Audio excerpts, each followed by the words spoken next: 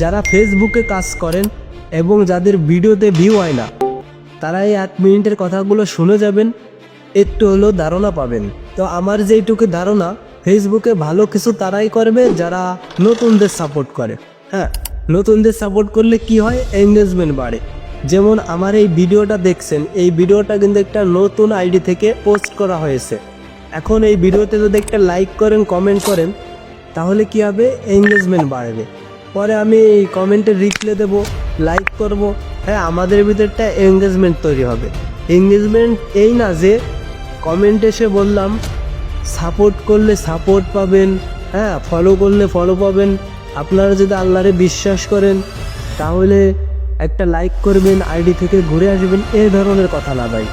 Engagement কীভাবে বয়, আমার মনকে খুশি করতে হবে, এমন একটা কমেন্ট করতে হবে ভিডিও বিষয়ে, শুধু আমার বিষয়ে না, আপনাদের সামনে নতুনদের ভিডিও আসলেই এই ধরনের কমেন্ট করবেন ভিডিও বিষয়ে, ভিডিওটা অনেক সুন্দর হয়েছে, হ্যাঁ ভালো কিছু হবে আপনার দিয়ে।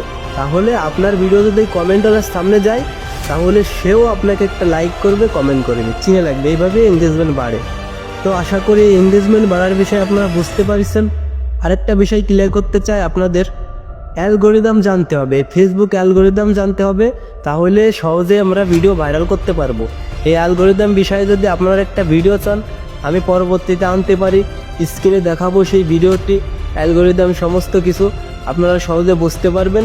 হ্যাঁ, আর এই ভিডিওটা যদি ভালো লাগে লাইক করবেন, কমেন্ট করবেন, আর নতুন কোনো বন্ধুদের দেখার সুযোগ করে দেবেন। নতুন কোনো বন্ধুদের দেখার সুযোগ করে দিলে কি হবে, আপনার লাভ হবে।